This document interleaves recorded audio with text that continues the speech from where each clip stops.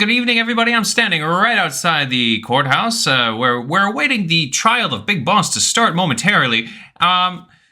He appears to have a multitude of charges, ranging everything from terrorism to cult indoctrination to child soldiers. Here comes Attorney K right now. Attorney K, do you have anything to say on the allegations? I just want to say and let it be known that my client will be found innocent of all charges. This trial is a sham, and I do hope the jury understands that my defendant is nothing more than a victim. Thank you. That was a pretty strong statement from Attorney K. Here comes Attorney T. Attorney T, do you have anything to say upon the trial? Yes, I'm here representing the families and the victims of what Big Boss has done, and I hope that the jury comes to the view that Big Boss is the center of this whole conspiracy. Thank you. That was a great statement from the very handsome attorney. Now, I am just getting word that jury deliberations are just about to get underway. Let's cut to the courtroom.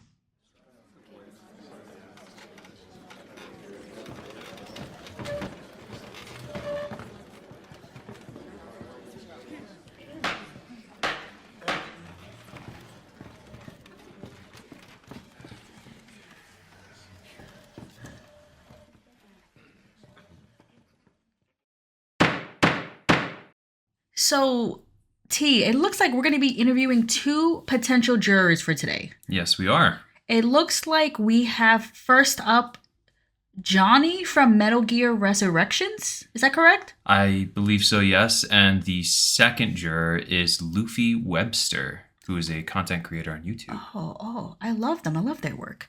It looks like we're going to have to be ensuring that they will have an unbiased opinion and be perfectly capable jurors. And you and I have to come to an unanimous decision. Can we do that today? I guess we have to. All right, on to the first interview. Today we have Johnny, juror number 1 in this trial. Johnny, please place your right hand on the Metal Gear Solid 1 strategy guide. Do you swear to tell the truth, the whole truth, and nothing but the truth? I do. Can you confirm that your responses today will be honest and true to the best of your recollection? They will be true to my heart. And with that, welcome in, Johnny. How are you doing today? I am very well, unlike the accused. I ask that you keep your comments to yourself and ask and answer only the questions. Thank you. That'll be my first and last reminder. Thank you very much. Anyway, Johnny, how did you become familiar with Big Boss? I would say that that whole throwaway line from Metal Gear Solid, where it was like this huge retcon, bringing him in as like the father to Solid Snake. When we were the like, very first time he was mentioned. what? Whose daddy is this man? Because I don't remember this, or I don't know any of this. Because at that time, if you're you're playing that game for the first time, you do not know who Big Boss is. Like, just like that's like a major throwaway name, and it just didn't like click until you get to the third game. So it was like, oh shit, Naked Snake. This is the fucking beginning of it all. Like you What- keep hearing about the character from 1, 2, and then you finally see the person in flesh in 3. So was Metal Gear Solid your first game in the series? Yeah. Yeah, it was. Yeah, back in Oh. '98 when it was released. Yeah. Oh, so you've been a fan since '98 then? Yeah. But I was gonna say like '98. I was 14. 14. Yeah. Some say that's prime age for manipulation. Susceptible I'll make a note of youth. that. Yep. Make a note of Especially that. military propaganda. So you began the series in '98, and would you say that game began your interest in the series? Were you ready for more? Was it just kind of like a throwaway game?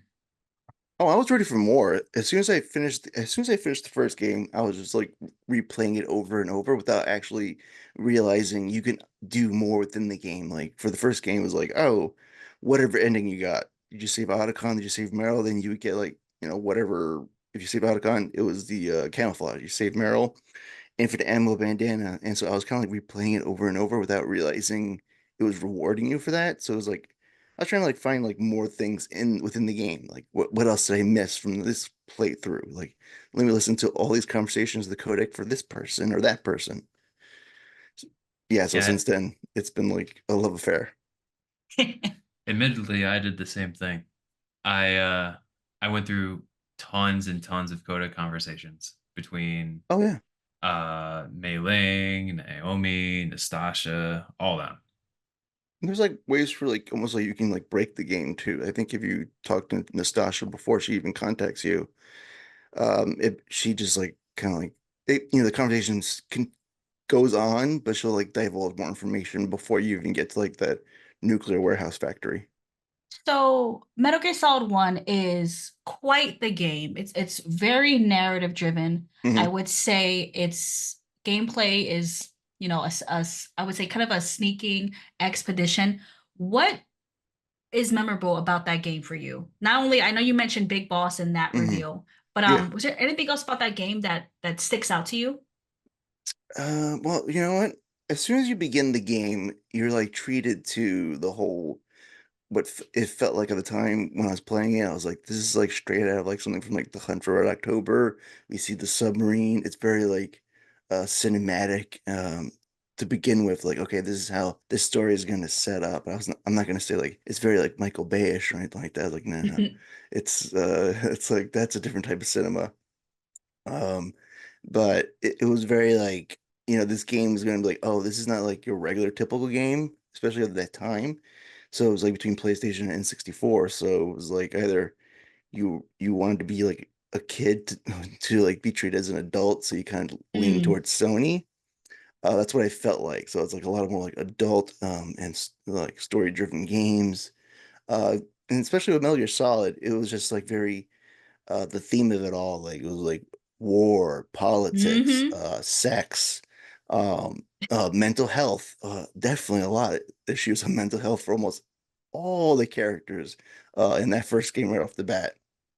But it just spoke to me, like especially at that age where you were like, I was very like angsty, and I was like, I need something Mm. to speak to like my teenage youth anger, and that kind of like filled that hole. No, that's a great point. I That's a great think answer. Yeah. to your point of like other games during that time, and I think Yeah, about stuff like Crash Bandicoot or Spyro, and you have exactly. Metal Gear Solid, kind of like is a kind of it's a different Yeah, there's experience. only a handful of games that I think are of Metal Gear's caliber, especially for that time period. Yeah, pretty much. Like, I mean, you have like the clones and the ripoffs throughout the years that like they kind of like came and gone and never really came back again. Hmm. So those people who are fans of those games are listening, you know who I'm talking about. Like the even more gravelly or voice of like Gabe Logan from like this fucking Siphon Filter games. Like, where's he at Mm. now? Fucking Who like knows, man? dead, I think. Who I can't remember knows? from the games. He went off on a mission never to return. So Johnny, it's very apparent that you're a big fan of Mhm. the Metal Gear Solid series. Um, Yeah. what do you do outside of being a juror? It sounds like you might be involved with the series in a creative way.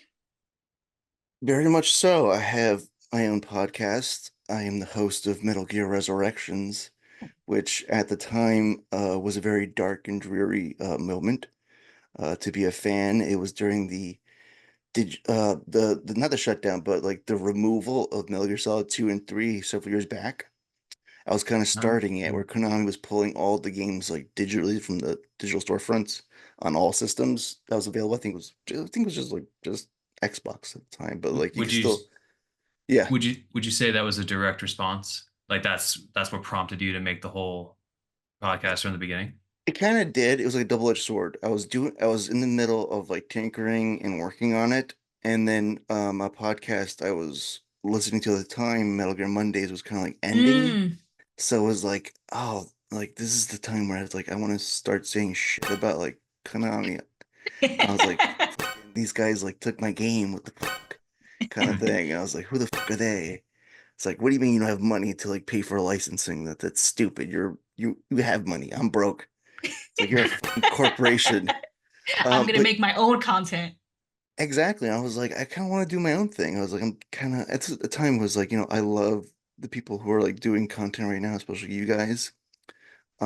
But like, I kind of want to do my own thing, like my own spin. I was like, I don't want to talk to like, I don't want to like try to like be big and then get Hmm. like big names. I just want to talk to fans because that was like all I wanted to do back when I was in high school. I was like, I wanted to talk to like my one friend in high school. We were the only ones that played this fucking game out of like 2,000 other students. So I was like, there's got to be other people out there. It's like I got to find them and kind of search out. But it definitely fueled the fire to do it, to do that. And can you kind of describe like how your podcast is structured? Like in like, Yeah. for example, you said like you like talking to fans. So is that kind of what we can expect from your podcast? Like, do you do interviews? Do you collaborations? Like, what is Metal Gear Resurrections a typical episode looks like? In in the beginning, it was typically me, and then it became me and like several other people, like fans as well as me, to kind of like get together and talk about the game. But definitely, I do definitely do look for fans online, especially in the circles I run on Twitter. But the only other time like I really have gotten like I've done collaborations with other people, other podcasts, and currently with you guys as well, which is just like now I can see like why people would say like they're nervous when they talk from the other end. It's like I can see why, and I never understood it. And I was like, no, we're just talking, like we're all good. But yeah, I mean, that's like, I mean, what can I say? It's basically like a very informal interview when I talk to people. It's very chill, very relaxed. I don't really like sit out like set of questions to people. I just tell them like, listen, just tell me why you like the series. Um, are you still a fan? And why does it keep you here? No, and you've been having this Mm. podcast for quite a bit. I mean, do you remember the year you started? How long has this been running? Oh boy, it's been 3 years. It's gonna Oh, be, It's cool.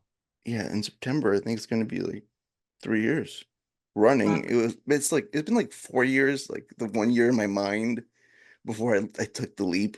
Because it's like, it's always like, oh, if I did it, like, how would I do it? And in the back of Hmm. my head, it just kind of stayed there and I was kind of afraid.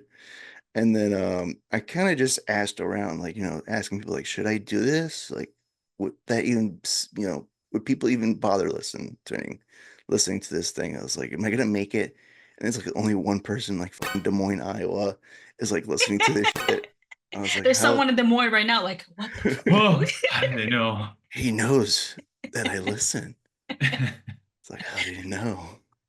I mean, it's not yet 3 years, but congratulations though on like Thank this you. long running labor of love. It Like, it comes on pretty quick and pretty fast. You guys will see like well, time will fucking fly. and another congratulations because your Mm. most recent episode had Cynthia Harrell on. Yeah, I was gonna get to that. Yeah, she's our recent episode, and in our new home over in Acast, Cynthia Rell. She was great. She's a sweetheart and a doll. I would say first and foremost. Um, the warmest type of person you could ever like kind of talk with online, which kind of threw me off because I was like, oh, it's like she's an artist. She's a creative talent. Like I don't know that world. I don't know how they behave, but just the very most like down earth person you could ever fucking meet. Yeah, they seem very, very genuine online, and I feel like that's a rare breed, you know. Oh my God. Yeah. And she was so fucking like ready and like to do the podcast. She came in guns ablazing. I feel like I barely talked. Maybe she talked the most. I don't remember because I had these things like by the time I'm done, I'm just tired of hearing my own voice. And like last question for me, how often does your podcast run? Is it weekly, bi-weekly? It's very fluid. I would like to say it's bi-weekly, but it has come to a point where it's like, especially when we're getting close to MGSCon 2, I feel like it's like every single week I'm always putting out an episode. But Yeah. it's usually bi-weekly, yeah. Okay, cool, cool. Hmm. That concludes my questions for now. I will turn over to T, who has a series of questions to ask you. Thank you, Johnny, for answering my questions. Yeah, No, thank Johnny. you. let- Let's cut down to brass tacks here, Johnny. What do you think of war crimes? I feel like it's a double-edged sword. There's like a necessary evil to it, I see. especially in this world that we deal with. I It's see. like there's like a very like barely a line where you cross it and you won't even realize it. Hmm. Such a hard ass. So, so you would say that would this feeling justify your feelings to Big Boss at all? Big Boss is the strict daddy of this universe that we all Oh, need to come in, just give us a slight spanking I to all see. the children. Okay. Following question. Johnny, what do you what do you think about terrorism? Do you think it's bad? Tell me. What do you think about a random terrorist attack that might have happened on a date that I will not mention? I would say globally, the world probably thinks the United States military is a terrorist organization. Mm-hmm. I'm gonna write that one down. Thank Like you. I'm parts of the taking world notes. will I'm definitely think that way. just gonna open my book. Yeah, okay, I'm gonna write that down. All right, okay. So, Johnny, terrorism, good? Okay. And do you think your views on terrorism would affect your feelings towards the defendant in this case? I think it would. It would definitely skew me towards him and like and how he runs his organization. I was like, I can definitely see why he needed to do this and why he needed to like destroy certain countries and liberate their weapons. I see, I see. It So, sounds unbiased to me. yeah, okay. Let's hear. Johnny, on October the 17th of 2022, you tweeted, and I quote, "Every time I see Big Boss, heart eye emoji with a Barbara Streisand saying, 'Hello, gorgeous.'" What do you mean by that? On a deeper level, I think that what I meant was that like he's the type of person that just wants to be loved from the get-go. Like that's what I feel like.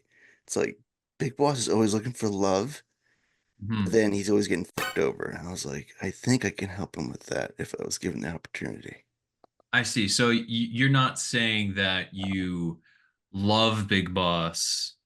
You're saying that you empathize with Big Boss. Exactly. I Kind of empathize with that kind of character and how okay. he like Just write throws this himself out into the down. world. I see. That Okay. that Barbara Streisand gift was, I think, a perfect choice to show the empathy of juror number one. I will take your consideration in the notes when I ask for it, I attorney number one. apologize. I, I apologize, other attorney. Okay. Johnny, on April 7th of 2024, you tweeted, "Yeah, I love Big Boss." What do you mean by that, Johnny?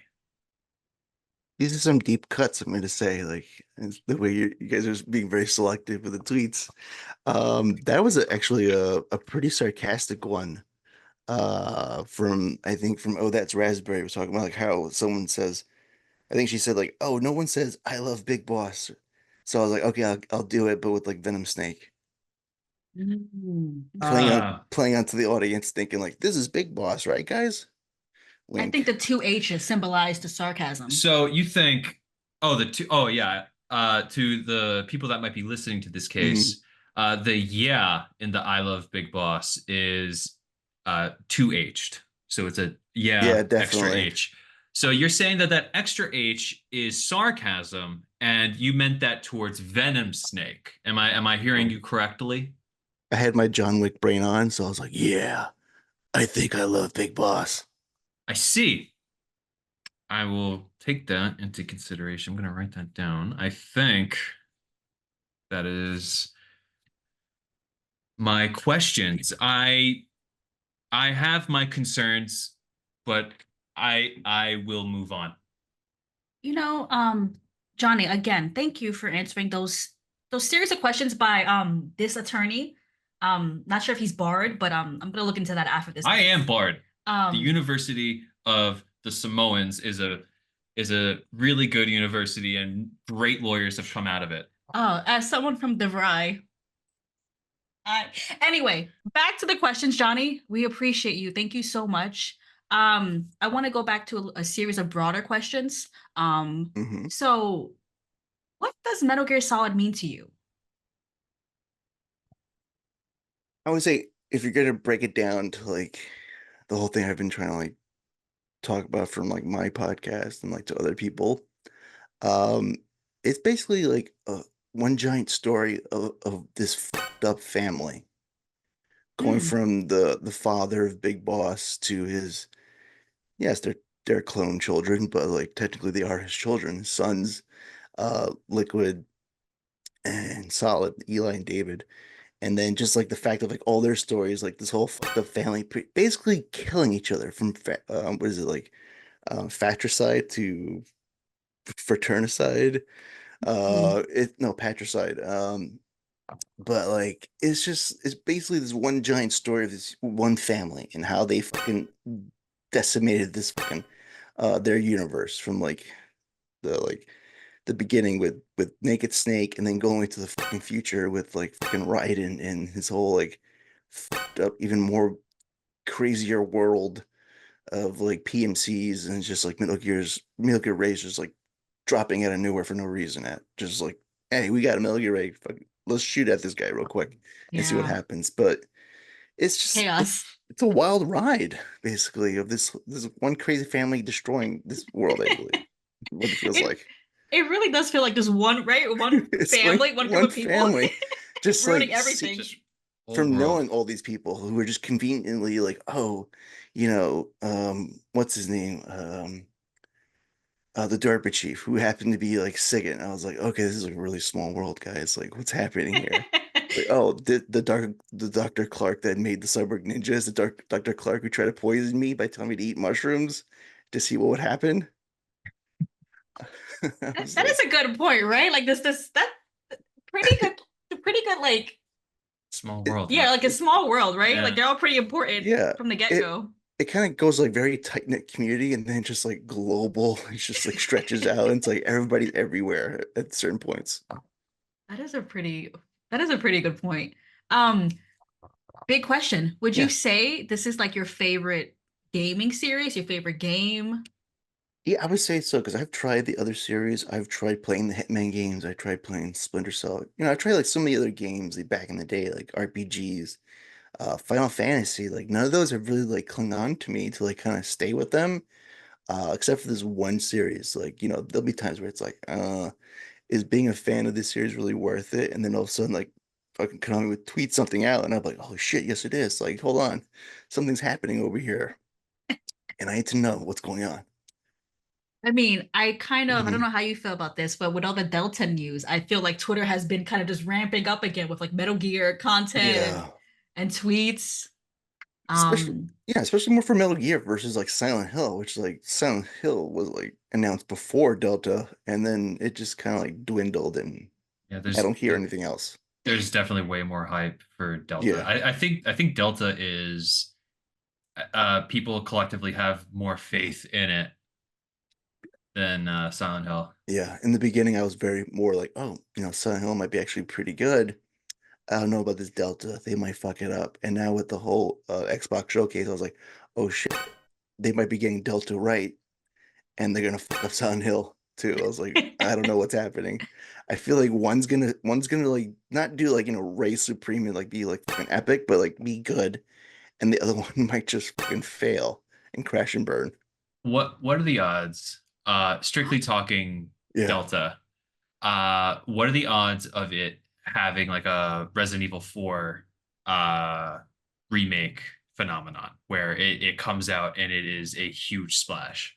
I would say definitely because just like Resident Evil 4, like that came out like around the time of like the GameCube and shit.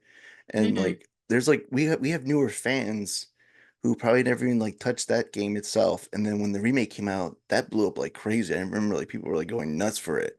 And then seeing all the mods and all like the things the community was kind of rallying around. Oh, I was in there. I feel like the same way with like with Delta. It's like we have like newer fans who like maybe possibly just jumped on because of the Master Collection, but they never really like that wasn't their game they grew up on. So there's no like real like for me it's like very like nostalgic. So like if I play Delta, I'll know what the hell the difference was between the original and the new one. True. Mhm. And especially the spirit of the thing, it's like I remember Twin Snakes. I remember like the voice acting, it didn't match whatsoever for the original. No matter like who you bring back, like great, everybody's back, awesome. They're not gonna act the same way. They're not gonna have that bring that same like either bravado or like the what they were doing at that time. But it's Yeah, gonna that's be good. I'm not gonna say it's gonna be shit. It's gonna say it's gonna be really good, probably. Yeah, this wasn't Hoping. on the list, but I was going to ask you, are you excited for Delta? Do you have any concerns? I'm super excited. I have no concerns for it really right now. I mean, my primary concern is Snake Eater's the theme song gonna be in it. Like that's my main concern. It's like you Oh. can't really say it's like Metal Gear Solid Delta Snake Eater without the actual song. that's true. Hmm. You And gotta have it, yeah. are you gonna keep it with the ladder too? Like now that the Oh, the systems are ladder super has to be fast, in there. the systems are super fast. That was primarily used as a loading process for the original game. That was the whole reason with the acapella song because it's kind of like helping you like this is technically a loading screen without you I didn't realizing know you're going that. through it. But now with games like nowadays with systems and hardware, it's like it doesn't require that anymore. But I'm hoping there's a sequence where like, yes, please bring on the song, No, please. the ladder will be there strictly for the memes. That ladder is too iconic for Yeah, it not It to be has in to be this. there. I understand, of course, shifting some things for modern audiences, but like Yeah. that's such a moment. You know what I mean? Like that's something that like I feel like you talk about three, the ladder section, you know? Yeah, And on So top of that, the whole fucking exclusive that not exclusive, but that pre-order, I think it was like collector's edition. That shit got me. I was like, I was not supposed to spend money. I was the supposed tr to like the, save money because I bought a house. But I was like, no, that I need that diorama. that Like diorama looks I really just cool. pulled the trigger. I was like, I bought it. that was some adult shit right now. I bought a house, but then I had to go pre-order this game real quick. My man just closed on a Exactly. house. I was like, hey, Hey, you got the house, so I'm not gonna be like I'm gonna have to like fucking, no coffees for like maybe like a month or some shit like that. No Starbucks, no fucking outside coffee within it's gotta be all in my house right now. You call the bank, can you add an extra $300 to the loan so I can But I don't want to keep you. I know we have a No, limited no. amount of time to interview. So Johnny, I have two remaining questions. Good.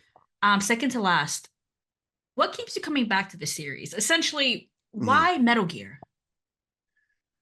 I would say it's the fans and the way the community reacts to like news, whether it's good or bad. I've met like a lot of not when I say when I met of like I've talked to people online through messaging and then through Zoom.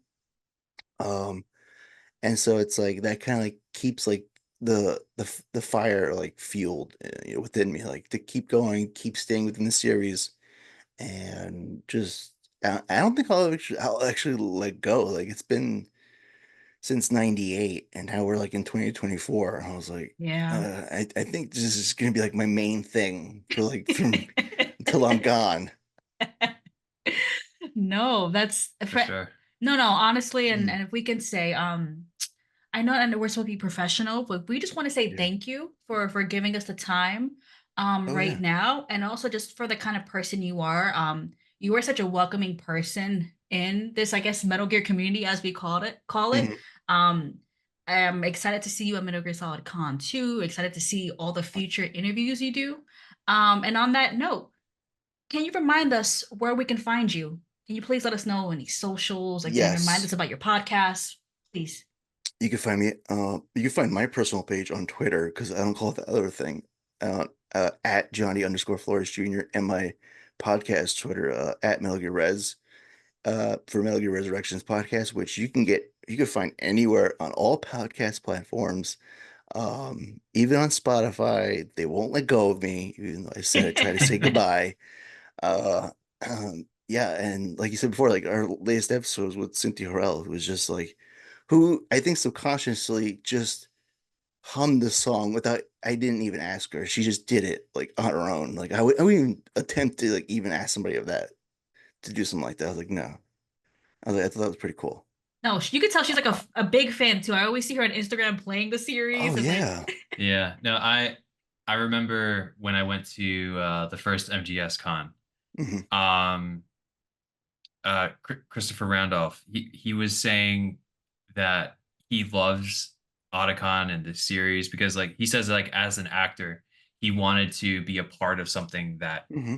was like culturally lasting, and he always just talked about how he was just grateful that he has that.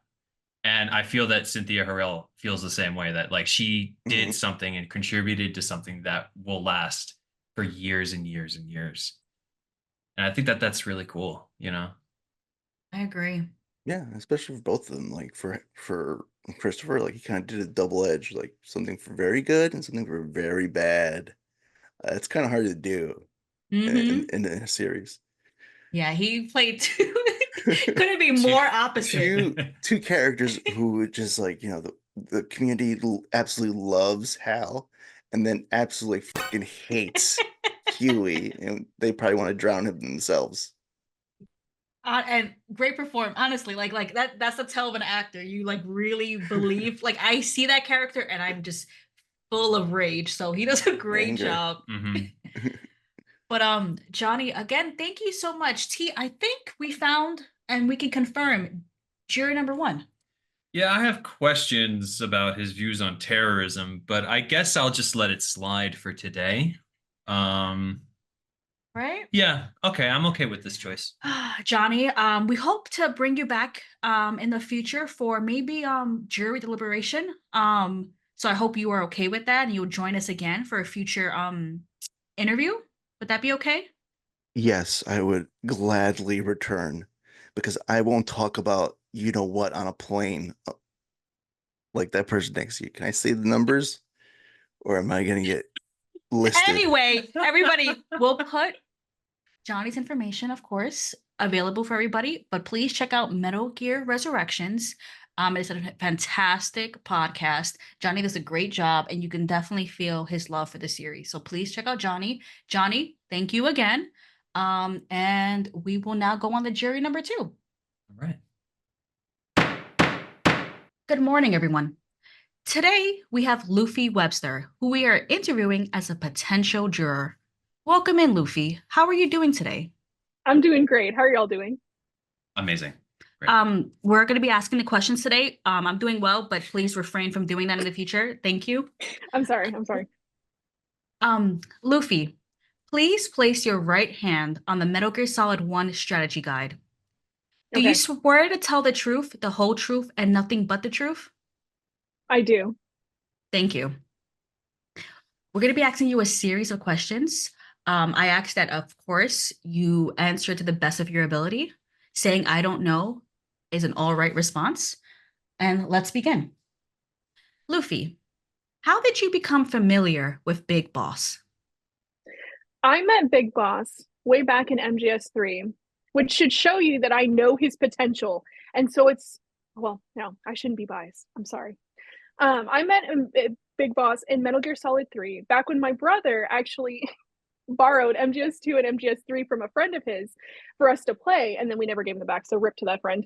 But we played MGS2 and 3 over and over again. So that's where I met Big Boss. See, that See. prompts two things. One, we have an accomplice to a crime right now I as a see. potential juror. And I'm sorry, does that disqualify it fits me? with Big Boss's I person was circle. So I was a child though, so you can't hold me accountable. so Metal Gear Solid 3 was your first introduction to, would you say, Big Boss in the series? MGS2 was my introduction to the series. MGS3 was my introduction to Big Boss. Oh, that's a great place to start off. And what age did you say you started like the series? Were you like a teenager, a child? I was like a teenager, probably 15, maybe if I had to guess. I see the prime age for someone to be influenced by someone like Big Boss. I'm gonna make a note of that. And Yeah. especially Metal Gear Solid 2, that's quite the heavy game. Um I mean, was that the beginning of your fascination with the series, you would say, too? Absolutely. Absolutely. Absolutely. Perfect. MGS2 it was such a complicated game and it really hooked me because I did not understand MGS2 or MGS3 probably the first 10 times I played them. So yes, it was very a good hook into the series for me. Okay, first time, well, not even first time, long time fan here. Okay, okay. I mean, on that note, as being, a fan of the series, what do you do outside of being a juror? Outside of being a juror, I'm actually a content creator for MGS, Resident Evil, Silent Hill here on YouTube. You might think that that might be biased towards BB, but I promise I can be impartial just because I cover him on my MGS content. It's fine. I can be impartial. What got you started on content creating? Like, what made you want to start a YouTube channel, start these videos? Um, yeah, I'd love to hear a little bit more about the early beginnings of Luffy Webster. I wanted to be a content creator actually since the first time YouTube was even created. I've wanted to do this for a really long time and just never had whatever to trigger me into actually going for it until I got super into MGS. And then I was looking for videos online to analyze the series and help me understand it. And there wasn't a lot, like, or I just couldn't find it. Maybe it was a lot out there. I've found a lot more now that I've made MGS content, but at the time when I was looking, I couldn't find anything. And so I just thought to myself, well, if I want analysis videos on Metal Gear Solid, I guess I should just make them myself. And so that's what started my YouTube journey. Beautiful. I feel like back in the day, it was mostly AMVs. I remember, There's a Yes. lot of AMVs. Yes, oh, AMVs. Yeah, gameplay footage. mhm. If there was like an analysis video, it'd be like a one and done. You know, like Yes. you'd find like one good one, and then that's all they Yeah. ever did. Yep. How long have you been a content creator? Um, I a year. So before a year, I was playing around with it, and like I would upload a video, and then I was struggling to get a schedule. I was still struggling to get a schedule, so I don't really consider that time of me being dedicated to being a content creator. But for like being consistent, I've been a year. Wow. No, and I mean, speaking of consistency, I mean, I know we can expect typically weekly videos, right? You try to keep a regular schedule. Oh yeah, every Sunday we'll have a new video out either on Metal Gear Solid, Resident Evil, or Silent Hill. Honestly, I commend you for that. That sounds like a Thank lot you. of hard work. Do It's you just pure stubbornness. do you find keeping a schedule like it keeps you focused on content creation, or are you just you would say like you have like a backlog of ideas that you've been like trying to catch up on? Like what about the schedule helps you in your content creation? I definitely have a backlog of ideas. My dream is to put out 2 videos a week because I cannot keep up with all of the videos that I want to put out. Like, if I had $1 million, I would be getting editors just to help me push out more videos because I have so many videos I want to do. And in terms of being consistent in content creation, honestly, it's just a way for me to prove that I can do something consistently, which is really important to me. I have to have that kind of like, and because it helps me in other areas of my life of like, hey, if I can upload a video every week, no matter what happens in my life, then I can take care of this other thing that I am nervous or anxious about taking care of. So it just helps me learn that like I can be consistent. I can overcome any obstacle to hit my goal. I've yes, 100%. I feel like that's how Kay and I are outside of the courtroom drama, with our like podcast and us streaming. Yeah. That like that consistency really like helps you center a lot of other things in your life. Yeah. Now that all that niceties out of the way, Luffy, it's time to get down to brass tacks here. Okay. Okay. I'm gonna open up my notebook here, and I'm just gonna ask you a few questions here. Luffy, war crimes. What's your take on war crimes? War crimes are terrible. The worst thing you could ever do is a war crime. Anyone who commits a war crime, BB, not sorry. Anyone who Hmm. commits a war crime should be burned alive by some guy with a lighter and a spray can. I see what you did there. Okay. Keep it serious. Excuse me, Yes, attorney. Attorney T, I'm please. sorry. I'm sorry. Luffy, what do you think about terrorism? Terrorism? Who's asking? Are you guys narking for the Patriots?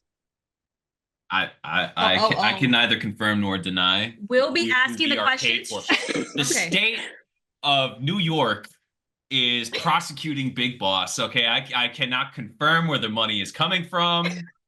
Okay, That's not for your eyes. I need you to focus on what we're the doing. arsenal disappeared overnight. We don't talk about it. All right, we just move on. Okay, off the record, you cannot hold this against me. I will deny it ever if I'm in the court of law on the other side of the jury and I'm on trial. I'm pro terrorism because guess what? Who's the best terrorist we know? Snaven and Otacon. If terrorism means that we can take down a Metal Gear or stop the Patriots AIs, I'm all for it. Philanthropy killed. Well, I can't say killed. I don't know if they did, but they dismantled and exploded billions of dollars worth of government equipment all over the globe. I don't condone this. I can Wait. Billions of dollars worth of equipment or billions of dollars worth of Metal Gears? Be specific. I can't confirm nor deny where the Metal Gears Luffy, are. If I may ask a follow-up question, so would you say that sometimes certain acts of terrorism are necessary for the greater good of society? Yes. I'm going to strike that from the defense. I will unstrike it. Yeah, Yes, that's what an attorney would say. Are you done with your questioning, T? I have no questions. I have no questions for this person. Luffy, I have a few questions to ask you. In your content creation journey, you of course published numerous wonderful pieces, if I may say so myself. Long time, first time, long time. But you know. In a video you published titled Top 3 Evilest Metal Gear Solid Villains at 58 seconds in, not even a minute in, may I add, you called Big Boss a monster. What did you mean by that? I called Big Boss a monster because he is a monster. Did you know that he purposefully kills kids' parents and traumatizes them so that he can train them up for his armies? Big Boss is a war machine. Put that in your trial. Thank you. I'm right. Your response, I mean, it's really making me want to ask this follow-up question. Do you think you could be impartial in this trial? I mean, of course I can be impartial. I'll judge that monster BB fairly. I approve of Luffy. I bet you would, Attorney T. All right. Okay.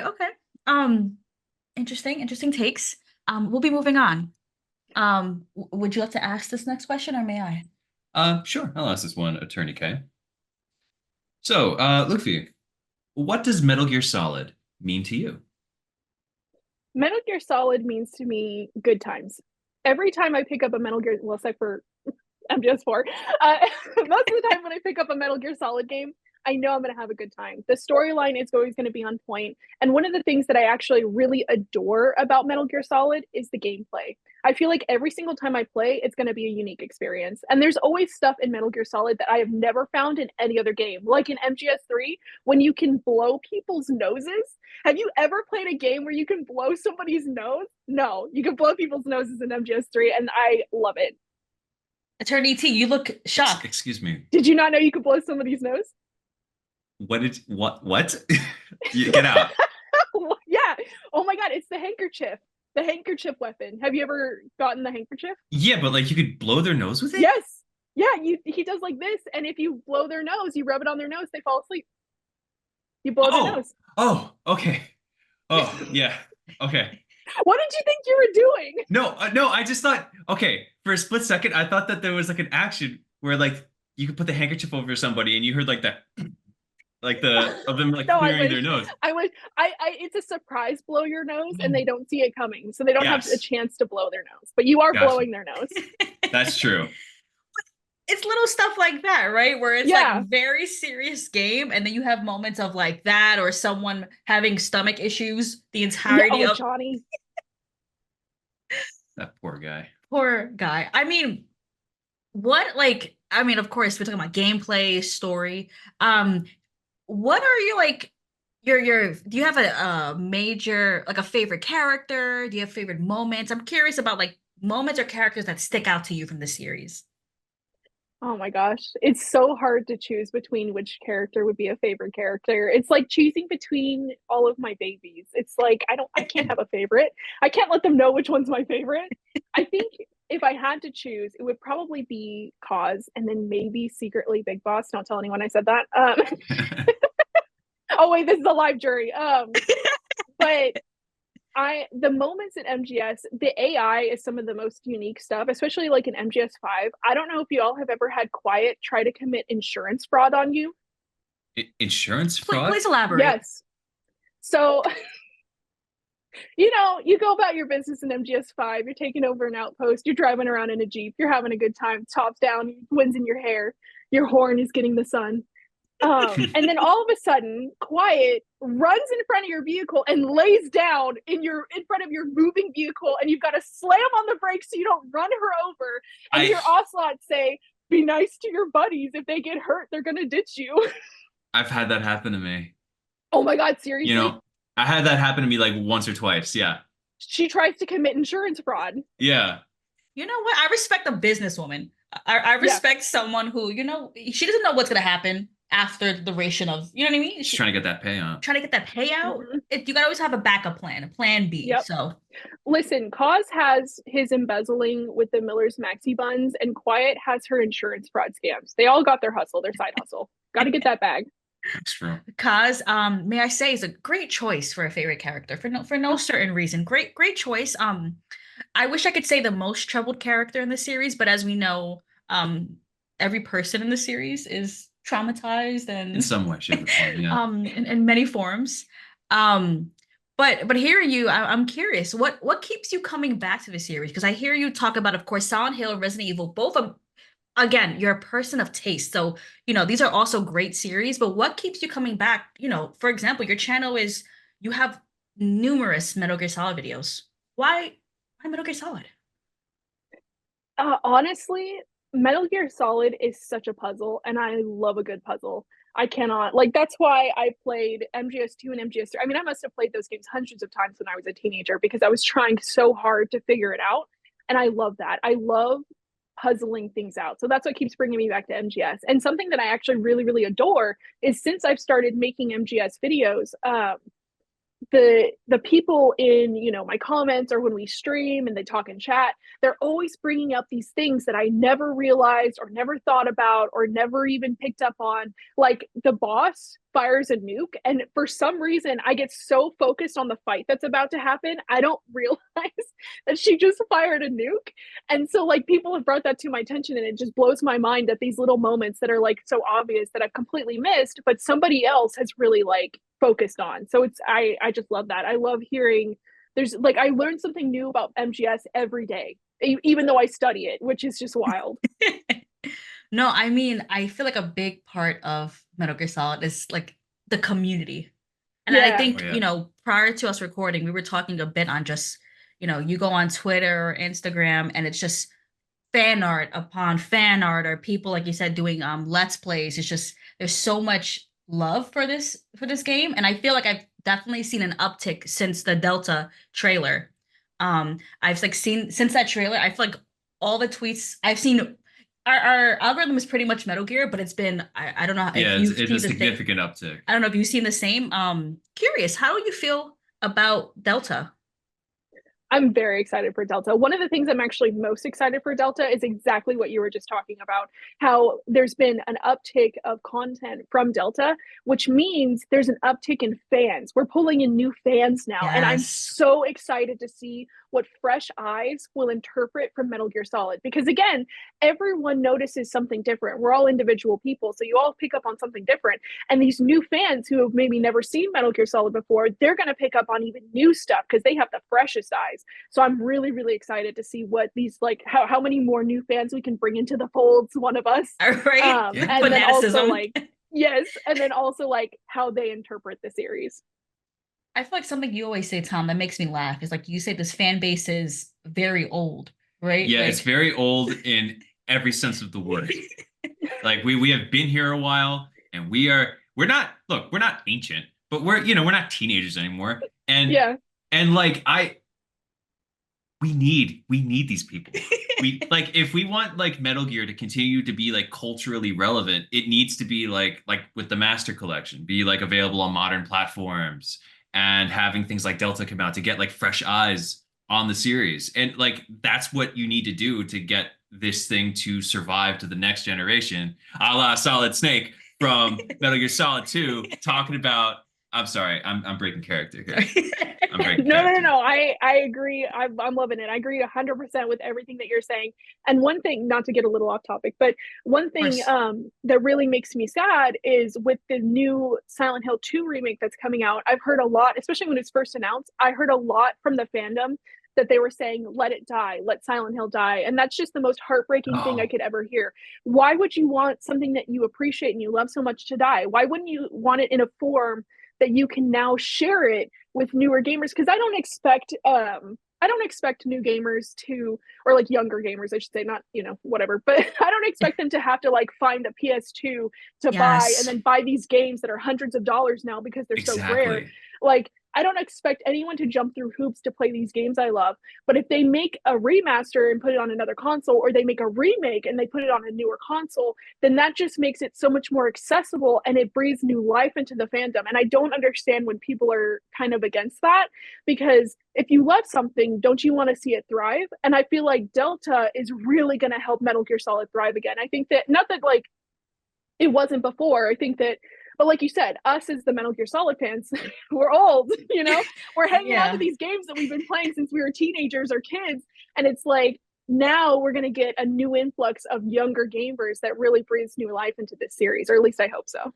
No. And Luffy, you're exactly right. Because I feel like we've seen on Reddit, you've probably seen as well, people would say, like, when the Metal Gear Solid Master Collection come out, there were a number of people who were saying, just get a PS3, just get a PS3, bro, and get the OG, trust us. And it's like, I mean, like, look, if you got the disposable income and you want to collect the stuff, that's cool, do that. But like, if I cannot, like, I have a coworker who's legit, they turned like 20 like this year, and they wanted to play Metal Gear Solid 3 specifically.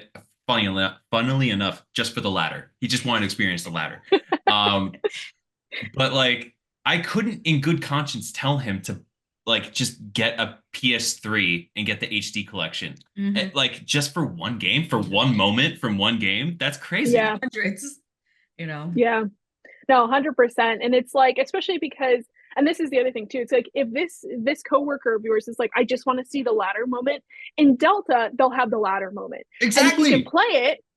And here's the other thing too, there will be gamers that will play Delta for the first time, and then they'll go, I want to play the original. And they will go get the original and play the original. There is a backflux of people who will now play the original too. It helps the whole series. Exactly. We did the exact same thing with Metal Gear and Metal Gear 2. We've always been playing, the 3D games. Did we play the two? I forgot how we played Metal Gear and Metal Gear 2. Was it with the collection? We played it through the HD collection. We did the whole Metal Gear Solid-a-thon before the Master Collection came out. But I mean, that's exactly your point, though. It's it's new. For some of us old people, it could be scary, but you get, like you said, you get people in, you get them with the graphics and, on the current console. And then the majority of them, like we want to see the OG. Like, we want to go back. Where did it start? I will say, and it's okay to go off on a little tangent. Silent Hill, I do hope they release a master collection akin to.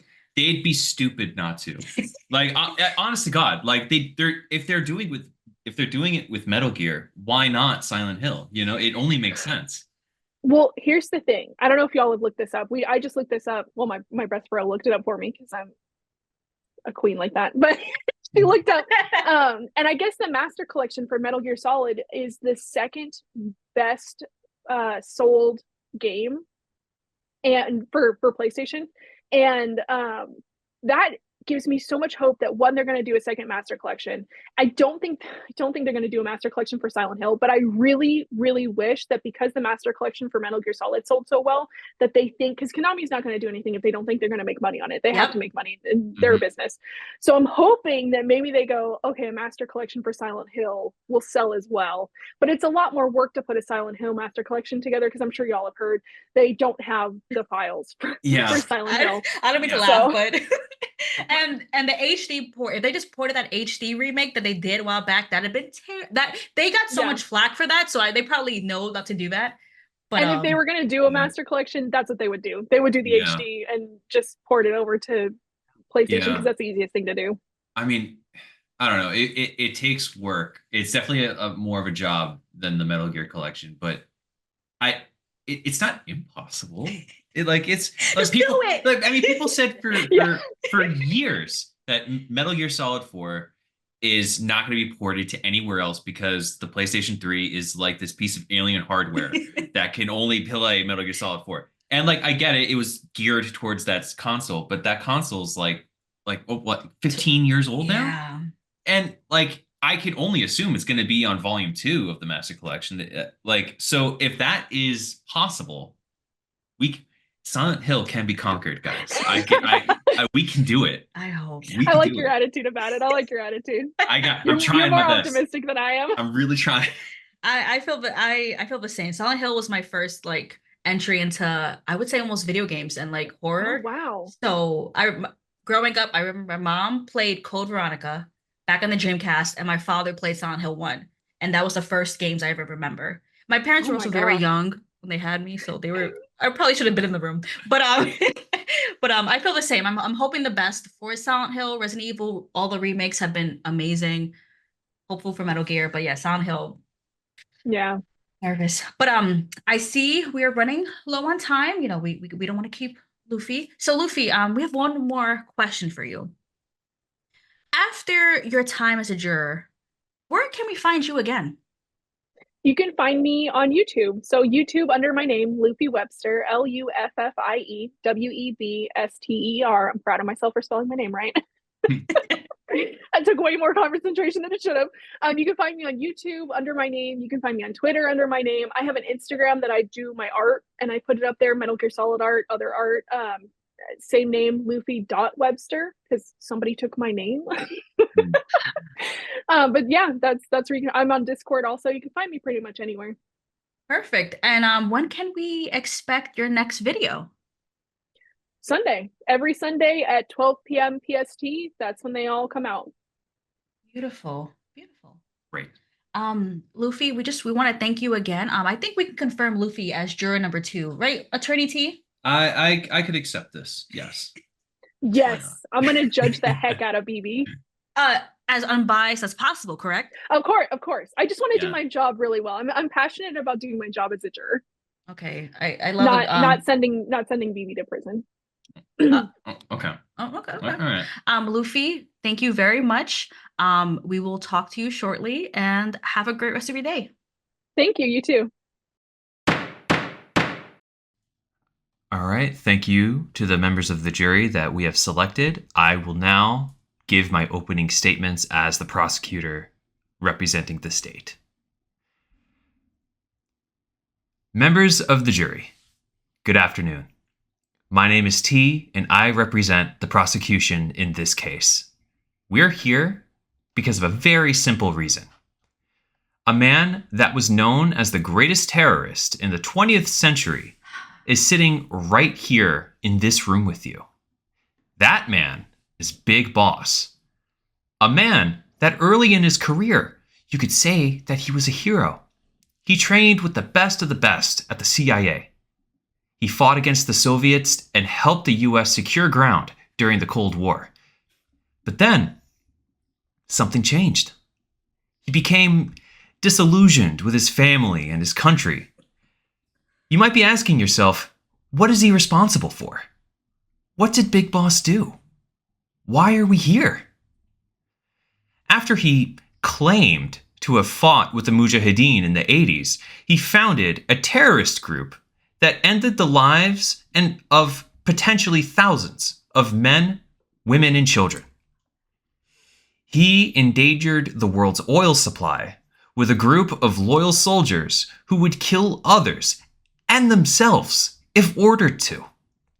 He is almost solely responsible for plunging the United States and the rest of the world in an era of forever wars without end all over the globe.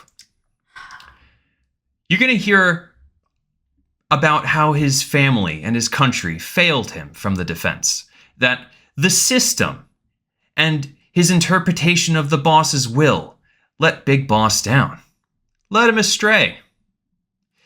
But is that what you would say to the parents of the hundreds of children that he kidnapped and trained to kill? If you feel inclined to meet the parents, I'll give you to the address to the mass graves where they're buried. And while you're there, take a wild guess on who put them there in the first place. Big Boss is a man who cowers behind human shields to escape his pursuers, kidnaps and brainwashes his followers to suit his needs, kills the parents of children and brainwashes them to think that Big Boss saved them. He is a repeat offender at obtaining and threatening to use weapons of mass destruction with his own military death cults, kidnapping one of the world's top scientists, Keo Marv, and getting control of Oil 9 in the process. Then holding the world hostage like a thug with nuclear weapons. He founded and ushered in an era of private militaries that has plunged the world into endless war. That man, Big Boss, has done all these things and so much more. I'm willing to acknowledge that Big Boss has had a tough life.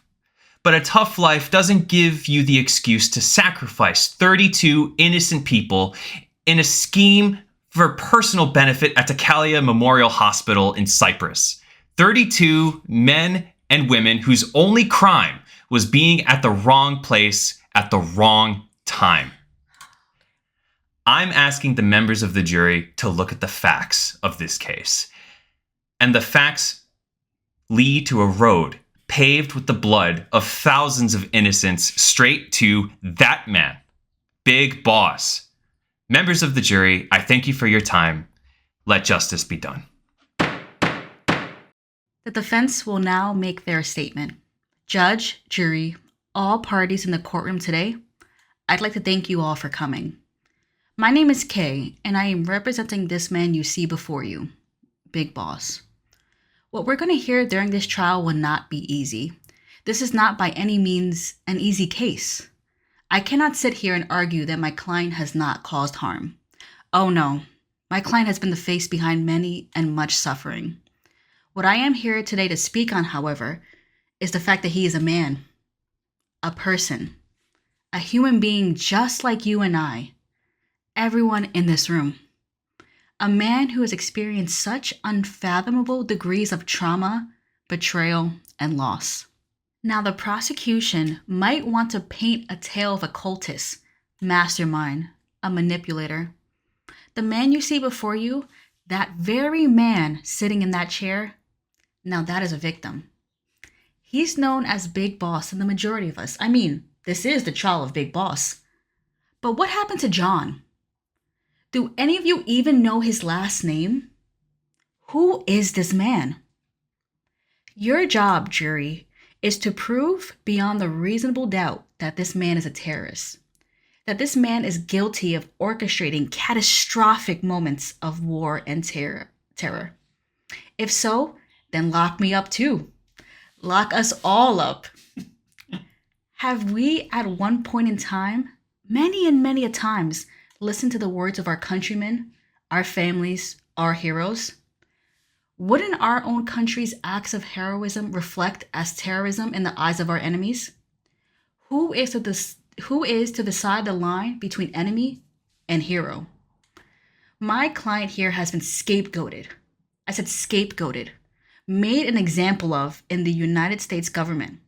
And jury, I implore you to take it in your heart to understand that this is a case that is but the tipping point between any of us being tried once the government deems us too much. I ask that you hear his story and say, when has the United States not done that same act themselves? At what point do we ignore the autonomy of others to make the best decisions for themselves? This man's mother erased from the history of this country. His ability to create a family taken from him as a side effect of America's innovation. His autonomy taken from him and his likeness and very DNA stolen from him to further the agendas of others. When the entirety of the United States government has been complicit in this man's tragic life, you cannot, with good conscience, jury, say he is guilty. If there is anything this man, Big Boss, has been guilty of, it's of believing his country would do right by him. Thank you. Fuck.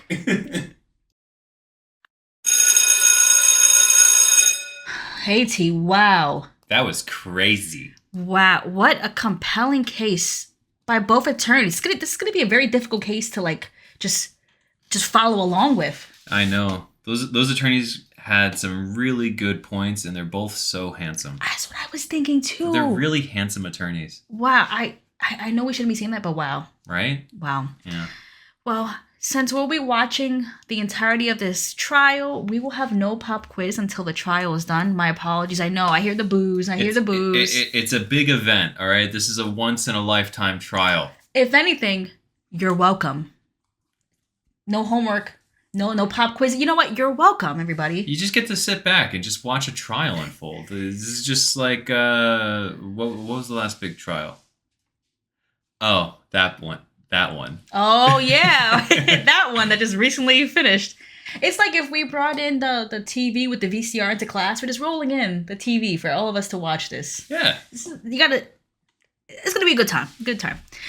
We also want to give big shout outs to our jurors who we interviewed, who the attorneys interviewed. So we have the first juror, Johnny from Metal Gear Resurrections on Twitter. His handle is Metal Gear Res. That is METALGEARREZ. That is on Twitter. You can find him there.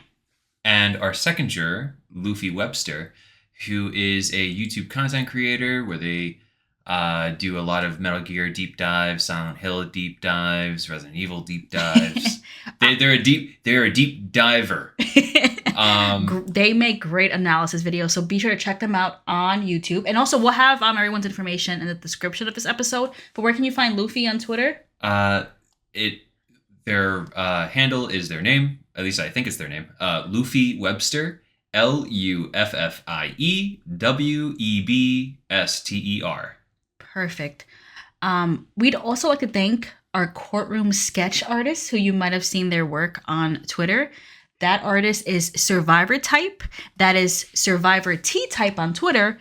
SurvivorTtype on Twitter. Very honestly, what a great group of people. We couldn't have done it without them. Honestly, truly. So please go check them out. Again, their information can be found in the description of this episode.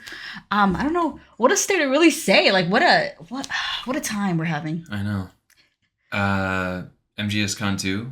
It's pretty sick. I got an email that's about like 30 days away. That's so crazy. Looking forward to if you're going, let us know. We'll see you there. Yeah, we're gonna be there. Delta looks pretty fucking cool. Oh, the trailer dropped. On the Xbox showcase of all places. Yeah. It's funny that we decided to pull this piece of performance art right when the trailer dropped, so we can't do like our first impressions. Our fansy like deep dive first impression reaction.